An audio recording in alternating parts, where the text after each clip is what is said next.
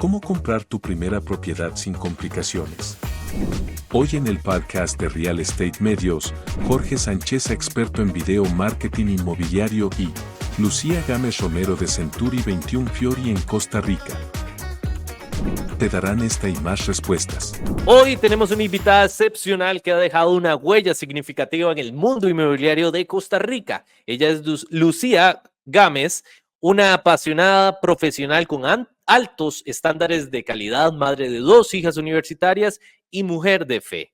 Lucía cuenta con una sólida experiencia en bancas y finanzas y habiendo trabajado 10 años en el sector bancario y 13 años en puestos gerenciales dentro de una de las primeras multinacionales en llegar al país. En el 2018 decidió seguir su pasión por los bienes raíces, primero en roles administrativos y luego como agente en el 2022.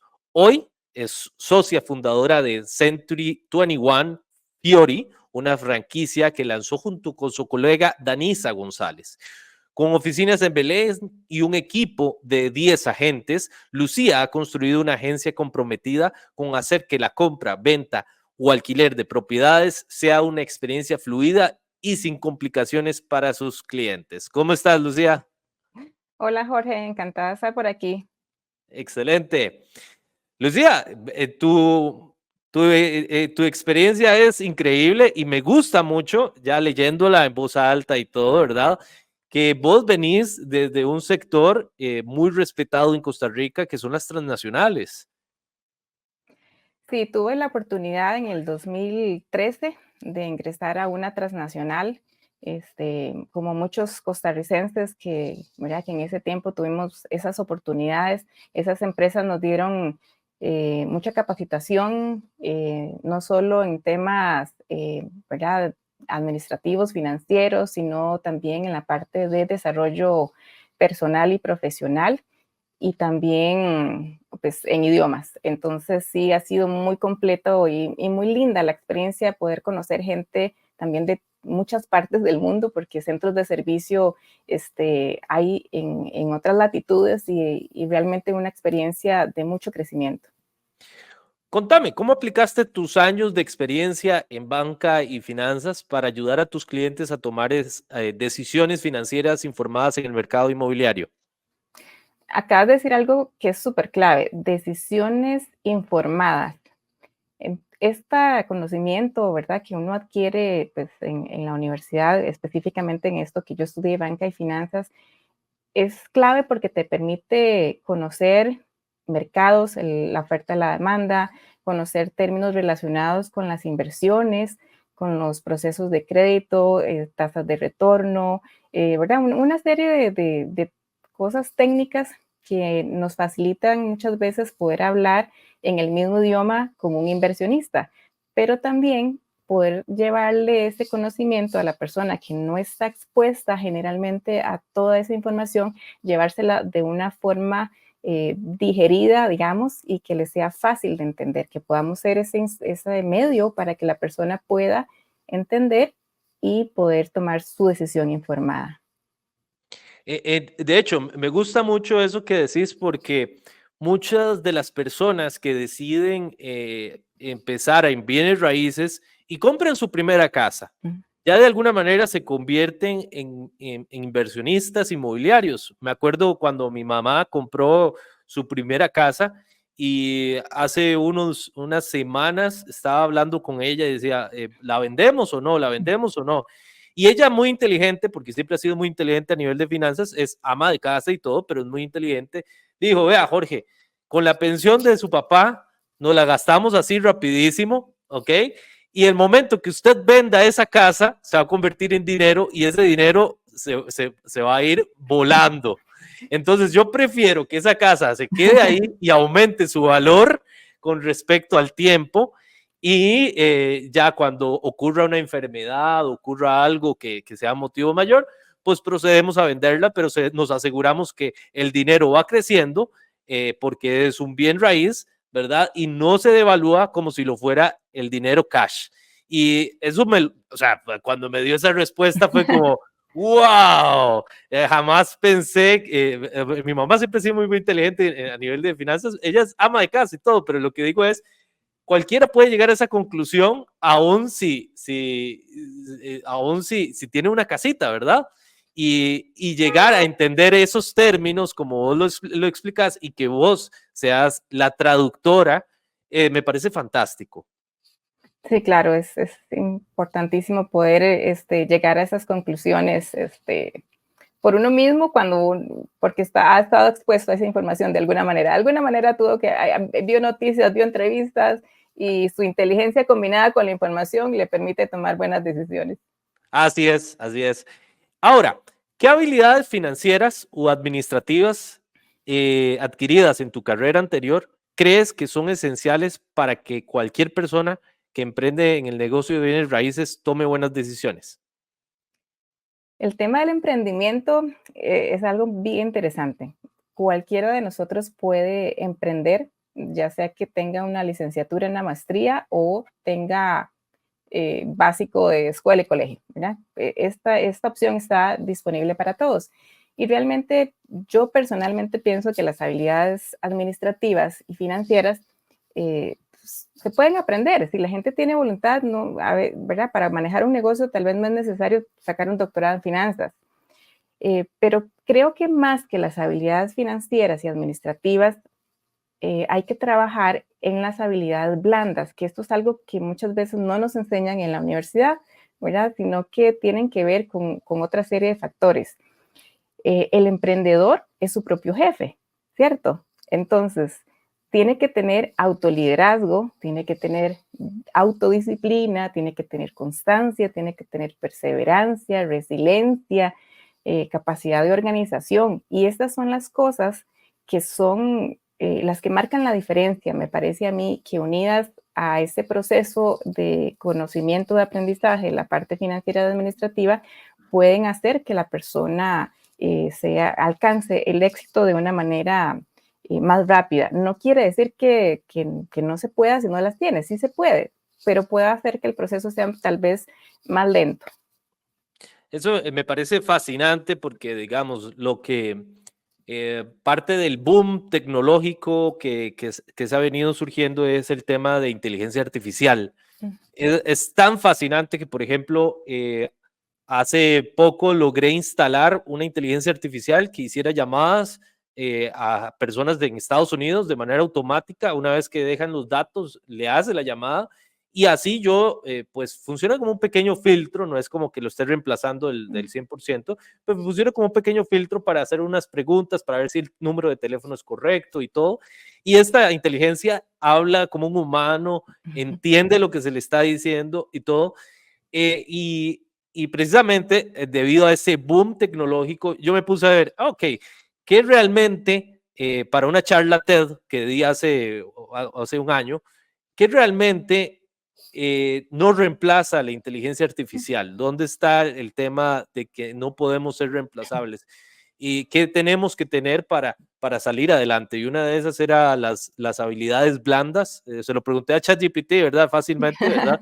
Y me dijo las habilidades blandas.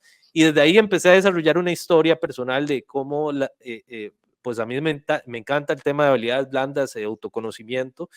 Y a partir de ahí desarrollé toda la charla TED y me pareció que en efecto la sabiduría es irreemplazable, las habilidades blandas son irreemplazables porque depende de cómo nosotros nos sintamos, cómo nos comportemos, hacemos que estas tecnologías trabajen a nuestro favor, no a nuestra contra. Sí, el primer libro que conocí, digamos, relacionado con ese tema fue Los 7 hábitos de las personas altamente efectivas. Y yo creo que ese libro cambió definitivamente mi vida. Hubo un antes y un después en mi vida después de ese libro. Me fascinó y a partir de ahí empecé todavía más interesada en todos esos temas de crecimiento, de desarrollo personal y profesional y me he convertido en una devoradora de libros y cada vez que llega uno a mis manos me encanta y bueno, los que me conocen saben, ¿verdad? Que soy realmente fan de toda esa literatura. A mí me encanta también. Y lo importante es que las personas que van a comprar su primera propiedad ya, aún si es la primera, ya están haciendo un trabajo de inversionistas, porque ya tienen que hacer trámites que normalmente la gente que no está decidida a comprar una propiedad no pasarían por eso. Entonces tienen que tener estas habilidades, ¿verdad? Y estos conocimientos para que el proceso sea agradable y sea llevadero, porque puede que sea muy estresante también. Sí. Definitivamente, hay situaciones de situaciones y uno a lo largo de los años, no experiencias necesariamente propias, pero al estar uno en equipos de trabajo, pues escucha cosas, ¿verdad? Que uno dice, Dios santo, si esa persona se hubiera informado, tal vez no hubiera pasado por ahí. Definitivo. Ahora, desde tu experiencia, ¿cuáles son los obstáculos, los mayores obstáculos que enfrentan los nuevos compradores, vendedores o arrendadores y cómo pueden prepararse para superarlos sin necesariamente una ayuda de un agente? Digamos, si es alguien que quiere, que está iniciando y todo, ¿verdad? Y que no sabe ni siquiera qué es un agente inmobiliario, porque sucede, Sucede. sucede. ¿Cuáles son los mayores obstáculos que enfrentan esas personas? Vamos a ver, los compradores, creo que el principal obstáculo es la falta de información. No saben cómo anda el mercado, no saben si la casa que están viendo es una buena oportunidad, no saben si está cara. Muchas veces desconocen los procesos de financiamiento, cuáles son los requisitos, digamos, cuál es su capacidad de pago. A veces empiezan a ver casas que desgraciadamente están fuera del alcance de sus posibilidades o tal vez desconocían que no tenían que tenían que tener una prima y aparte de la prima un monto de los gastos y que además hay que pagar el avalúo y que depende del avalúo, ¿verdad? Entonces son una serie de cosas que no se conocen porque realmente, digamos, las estadísticas dicen que una persona compra en su vida en promedio 2 casas. Entonces, imagínense cómo puede andar el nivel de información si es algo que que vas a hacer 2 veces en tu vida, nada más, ¿verdad? Y también desconocen que los asesores inmobiliarios no cobran al comprador, ¿verdad? Que eso es otra parte de la desinformación del mercado que vos decías, que ni siquiera saben que existen los asesores y que al comprador no le hacen un cargo. En el caso de los vendedores, el principal obstáculo que pueden tener, me parece que es el determinar un precio apropiado para su propiedad. Y ahí podríamos hilar muy fino, ¿verdad? De decir, bueno, ¿qué es un precio apropiado? ¿Qué es un precio de mercado? De manera que él pueda lograr el objetivo que es la venta de su propiedad en un tiempo ideal, ¿verdad? Tenemos gente que le define a su casa un precio sentimental, ¿verdad? Un precio emocional. Está también lo que yo llamo el precio real, que es el que se hace con base en una tasación de, digamos, un perito. Y luego está lo que es el precio de mercado, que es finalmente lo que el día de hoy un comprador está dispuesto a pagar por su casa. ¿Cuáles son los pasos para determinar cuánto es el valor digamos, empecemos con el vendedor, luego pasemos al comprador, ¿verdad? ¿Cuáles son los pasos que debe tener un vendedor para determinar el precio real?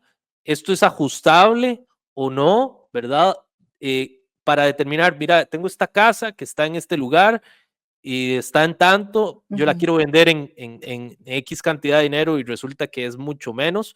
¿Cómo sacan esas conclusiones? ¿De dónde pueden obtener esa información para poner ese precio real?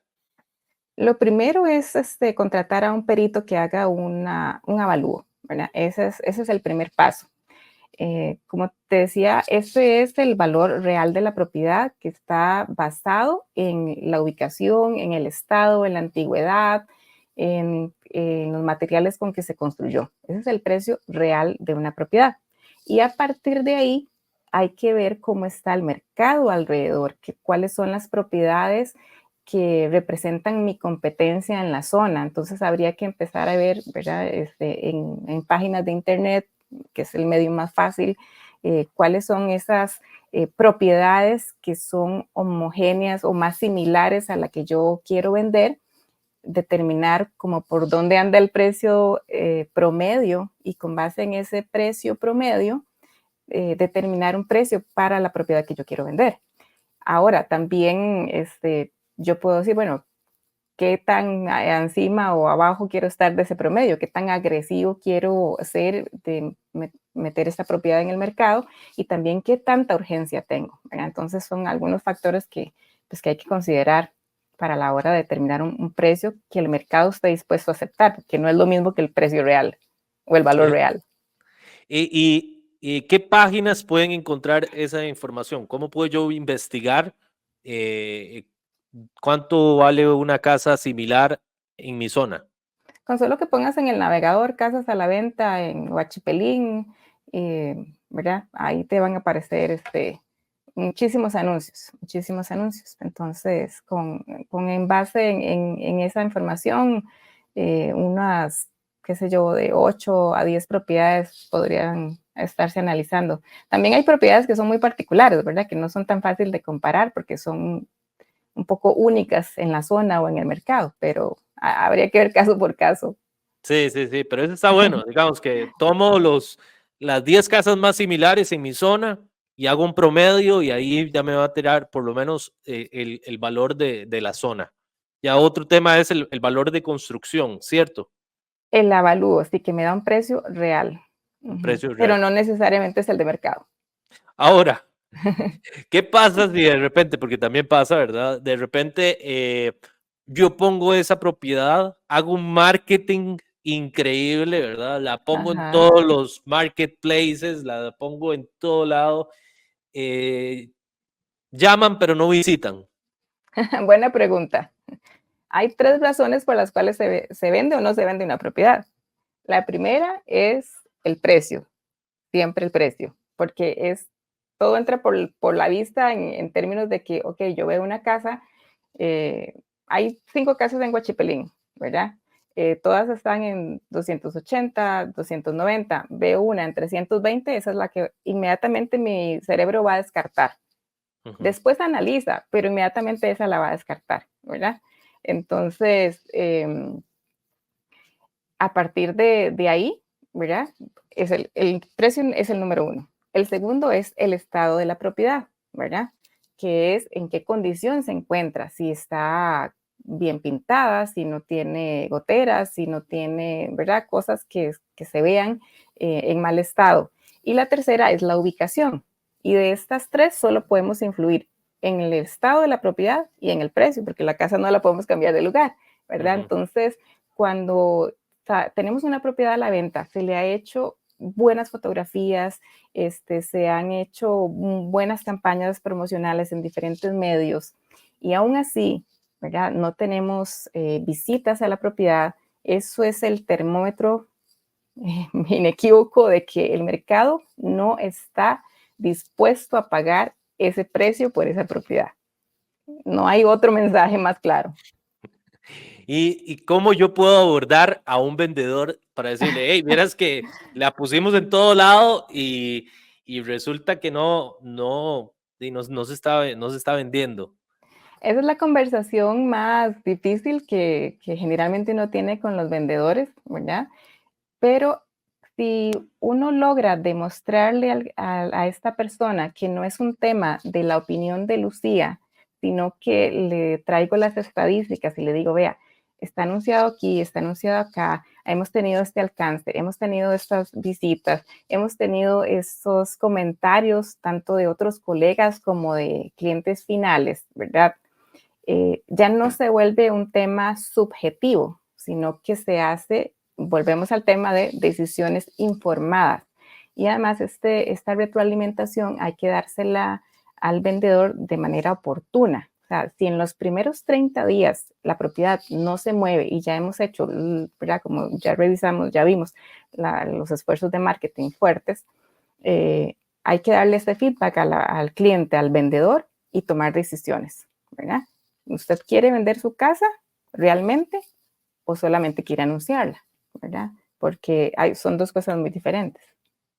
Entiendo. Ahora, ¿qué pasos iniciales deben seguir aquellos que están interesados en crear su propio portafolio de propiedades?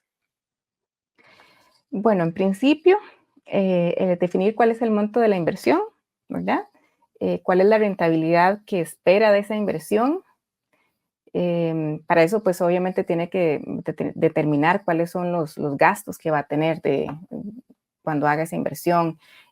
También algo que a veces la gente no calcula o no mide es el grado de involucramiento que desea tener en su inversión, porque no es lo mismo tener 10 casas de alquiler, ¿verdad? O sea, entendeme que son 10 inquilinos que van a estar llamándote, buscándote, a los que tienes que estarles tal vez recordando los pagos, o tener una bodega, ¿verdad? Que te genere el mismo ingreso mensual, ¿verdad? Obviamente son dos propiedades sumamente diferentes. También va a depender cuál es el plazo de recuperación que él desea de esa inversión. Entonces, realmente es un poco particular, o cada inversionista es muy particular, tiene un perfil distinto, y también el nivel de riesgo que cada uno quiera correr es distinto, así como en el nicho de mercado que quiere invertir. Entonces, sí, depende de muchas variables más. Ahora, ¿cuáles son los aspectos más importantes que una persona debe conocer al trabajar con una franquicia inmobiliaria como Century 21? Bueno, sabemos que en Costa Rica la profesión del corredor o asesor inmobiliario no está regulada, ¿verdad?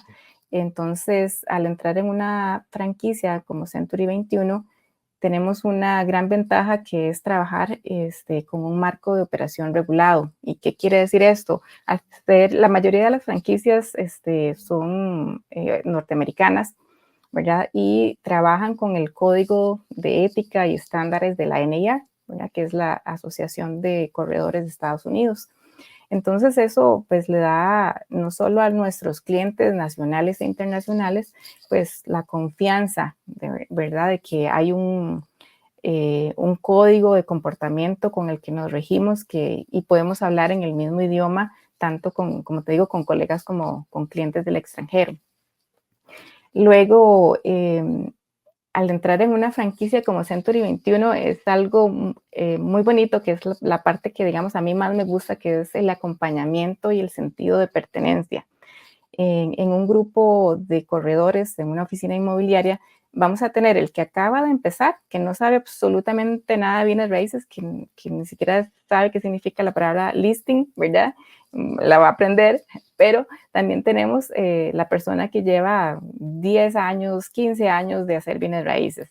Entonces se da pues una dinámica muy interesante, muy bonita, donde todos aprendemos de todos, y también ese sentido de pertenencia, de que estamos en un equipo, de que si hoy yo no puedo mostrar una casa, mi compañero me puede asistir, o que si yo hoy no sé de algo, un compañero me puede ayudar, ¿verdad? Y aprender de los errores que cometemos, ¿verdad? Unos de otros, es algo muy, muy interesante y muy valioso, es muy enriquecedor. Luego, la capacitación constante, ¿verdad? Porque no solo tenemos entrenamientos que son propios de cada oficina, sino también de las oficinas regionales, también de todas las organizaciones a nivel Latinoamérica, ¿verdad? Y a nivel global se hacen eventos que son muy valiosos, donde pues recibimos herramientas y capacitación que nos permiten mantenernos al día, ¿verdad? Y tener acceso a información totalmente actual y vigente para toma de decisiones. Para dar un poco de contexto a las personas, ¿verdad? Que tal vez están viendo esto en Costa Rica, ¿verdad? Y los de Estados Unidos tal vez lo tienen más claro, pero en cuanto a Costa Rica, la diferencia entre los asesores y los procesos inmobiliarios entre Costa Rica y Estados Unidos es que en Estados Unidos está muy, muy, muy regulado. Digamos, usted no puede vender una propiedad sin un agente inmobiliario, ni usted puede comprar una propiedad sin un agente inmobiliario. Usted siempre tiene que tener uno de ellos, y tampoco un agente inmobiliario puede hacer la función de comprador y representar al comprador y representar al vendedor. En el caso de Costa Rica, pues eso no existe. No. Entonces entender de que si usted es extranjero que vive en Estados Unidos, este proceso usted, digo, incluso usted puede tener su realtor allá en Estados Unidos y hacer toda la gestión desde allá para comunicarse con una de estas franquicias, como por ejemplo Century 21, mientras que los de Costa Rica, pues estamos ahí en ese proceso de aprender de la industria tan desarrollada como la es la de Estados Unidos. Y, y hay muchas cosas que no se hacen al mismo estilo de Estados Unidos, pero que franquicias como las de ustedes tienen esos marcos regulatorios que son muy beneficiosos porque hay historias de miedo Sí. espantosas, tanto en el mercado costarricense como en el de Estados Unidos, pero saber de que en Costa Rica yo he escuchado historias que uno dice, y no se lo Sí, deseo a nadie. totalmente. Hay que tener cuidado. Yo siempre le digo al cliente, o sea, no tiene por qué escogerme a mí necesariamente, pero escoja un asesor inmobiliario que le permita tener esa información a la mano, ¿verdad? Todo, conocer cómo funcionan los procesos, porque desgraciadamente hay mucha persona que simplemente hoy amaneció con ganas de ser asesor inmobiliario y en Costa Rica no hay ninguna ley que se lo impida. Simplemente él puede empezar hoy a ser asesor inmobiliario y inventarse su propia manera de trabajar, si se puede llamar trabajar, ¿verdad? Y tal vez inducir a error a algún cliente, ¿verdad? Entonces sí hay que tener un poco de cuidado.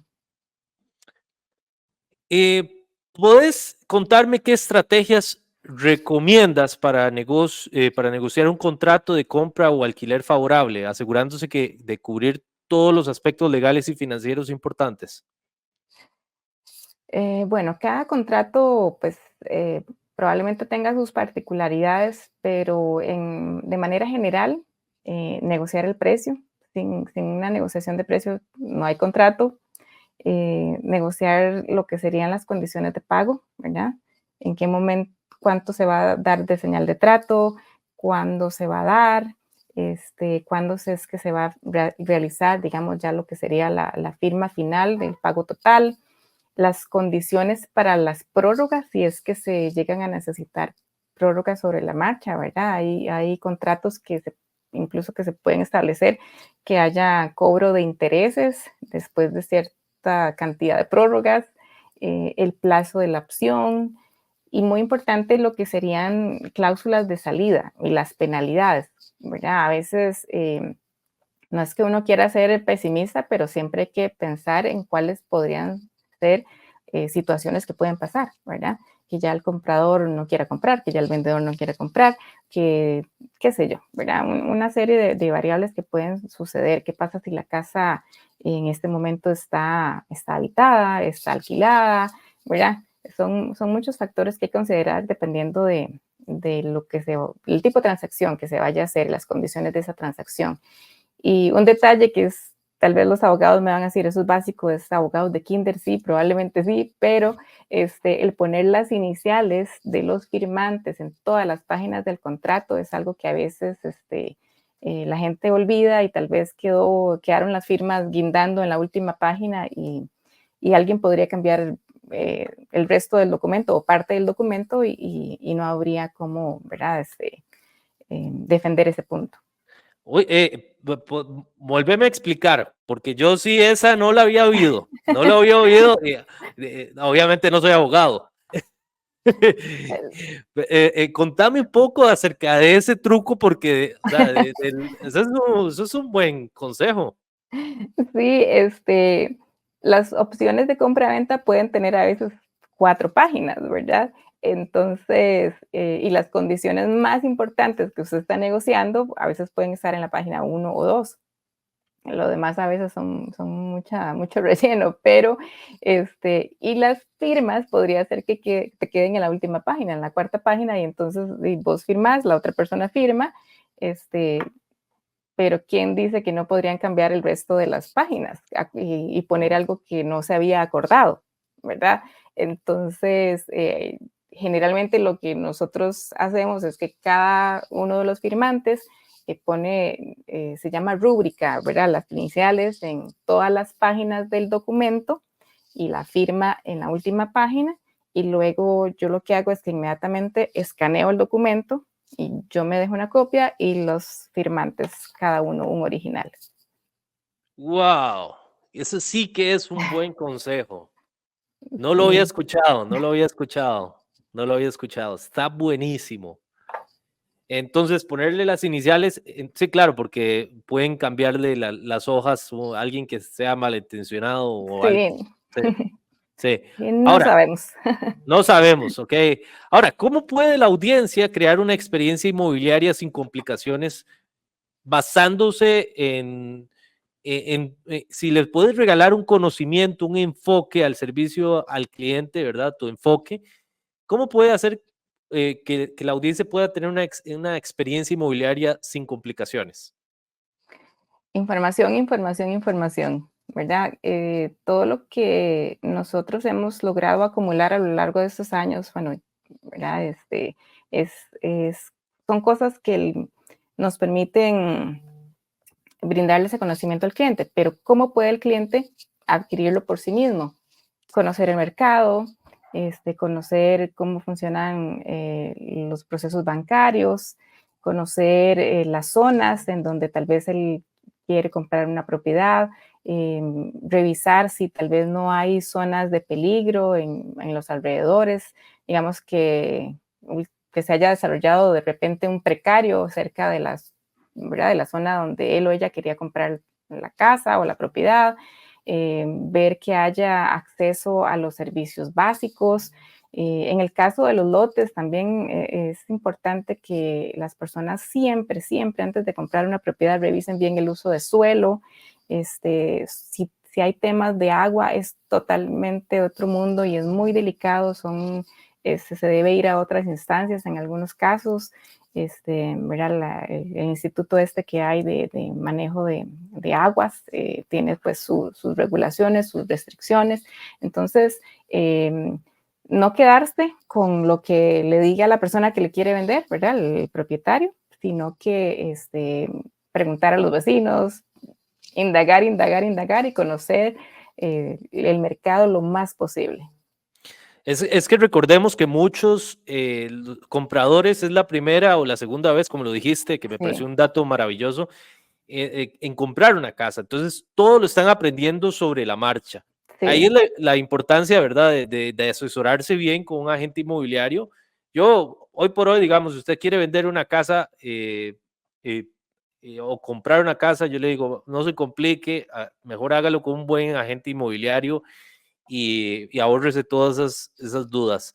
Porque sí, o sea, usted puede comprar una propiedad, pero resulta y empieza a construir a 10 metros sobre el río, ya sí, ahí vas a tener problemas, no solo que el río se lleve tu casa, ¿verdad? Es el sí. más grave, pero Es el también más grave. es el más grave. Pero de repente el tema de asadas, el Sí. tema de protección, ¿verdad? El MINAE, no sé, son tantas instituciones, porque recordemos que Costa Rica, si usted decide vivir en Costa Rica, usted está haciendo una inversión en cuidar el medio ambiente. Sí, Digamos, o sea, Costa Rica es un país verde, ¿verdad? Eso ha sido la promesa de los gobiernos y todo. Entonces, saber que si usted va a comprar una propiedad en Costa Rica, usted tiene que estar comprometido en que todas las regulaciones estén en pro del medio ambiente. sí, son muchas, muchas variables. Realmente, incluso para nosotros como asesores es un reto. O sea, no podemos ser expertos en todo, ¿verdad? También tenemos como oficina nuestros aliados, ¿verdad? Abogados, peritos, ingenieros, una serie de empresas en las que también nos apoyamos porque no podemos pretender saberlo todo de todo, jamás. Y por eso mismo decidimos crear esta plataforma para que las personas que tengan cero conocimiento, quieren comprar o vender una propiedad por primera vez en Costa Rica, tengan ese conocimiento básico de cómo es que se hacen las cosas. Y ya después, ¿verdad? Y tener expertos como vos, ¿verdad, Lucía? Que si quieren ponerse en contacto porque diste confianza y todo, se pongan en contacto con vos y decidan hacer todo ese proceso y no aprendérselos de memoria. Pero esto es un buen inicio para que las personas puedan educarse sobre sus decisiones financieras inmobiliarias. Totalmente. Y máxime que para el comprador, como te decía al inicio, la gente no sabe que este servicio no tiene costo para el comprador. Damas y caballeros, los agentes inmobiliarios no tienen costos si usted va a A comprar una comprar. casa. ¿Ok? Exacto. Eso se lo arreglan entre ellos y el vendedor. Pero si usted Correcto. ocupa hacer un tour a 20 casas allá en Escazú, Santana, todos esos lados, pues se ponen en contacto con el equipo de Lucía y ellos les hacen el tour así de gratis. ¿Ok? Así es. Ahora, ¿qué valor le encuentras a la especialización por zonas en bienes raíces y cómo puede un inversionista identificar las mejores áreas geográficas de su inversión? Bueno, la especialización siempre es buena, ¿verdad? Porque va a permitir que uno pueda profundizar todavía más en el conocimiento de una zona o bien de un nicho de mercado, ¿verdad? Porque hay inversionistas que se pueden, o que se sienten más atraídos por inversiones a nivel residencial, de propiedades residenciales, otros en propiedades comerciales, oficinas, edificios, y otros que puedan estar más inclinados hacia el tema de las propiedades industriales, ¿verdad? Y cada una de ellas tiene sus particularidades. Eh, es importante conocer cuáles son las zonas de alta demanda para, independientemente del nicho, ¿verdad? Y también cuáles podrían ser zonas que tengan cierta proyección en términos del incremento de la plusvalía o de la demanda, ¿verdad? Se ha hablado últimamente mucho de la zona de Grecia, ¿verdad? Se espera que sea una zona que va a tener mucho desarrollo urbano por las zonas francas que se están construyendo y pues eso puede ser una oportunidad para esos inversionistas, ¿verdad? Entonces sí hay que estar cuando uno es inversionista tiene que estar muy alerta de todo lo que se maneja en las noticias, ¿verdad? De nuevas inversiones extranjeras, y conocer bien cuál es la zona caliente digamos, del tipo de inversión que él desea hacer, ya sea residencial, comercial o industrial. Exactamente. Por ejemplo, se dice que los agentes inmobiliarios son los primeros en darse cuenta qué es lo que va a suceder. Muchas veces sí. Sí, sí, sí. Entonces dicen, ay, qué ganas de un Starbucks. Y dicen, mae, ahí ya pronto van a poner un Starbucks ahí a 100 metros de su casa. Y yo, Sí.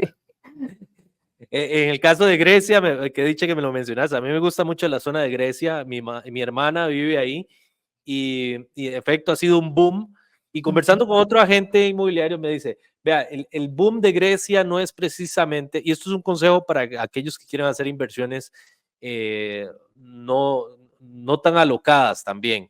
Dice, el boom de Grecia no es que se vaya a convertir en el siguiente Grecia o el siguiente, en la siguiente Escazú o Santana, sino que es más para zonas de clase media. O sea, Ajá, muchas personas van a ser importadas, van a claro. trasladarse a Grecia para esos mandos, pues gerenciales, operativos, de clase media. Entonces, si usted comienza a desarrollar proyectos o compra una casa y dice, bueno, esta la voy a poner a alquilar a un precio moderado, ¿verdad? Porque me sirve y porque me es conveniente de acuerdo a los consejos que vos nos diste.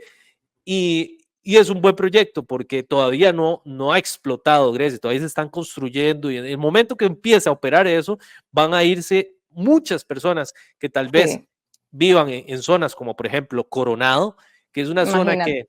que no hay trabajo y que dicen, bueno, estudié, salí adelante y todo, pero vivo demasiado y conseguí trabajo allá en Grecia, pero vivo demasiado lejos.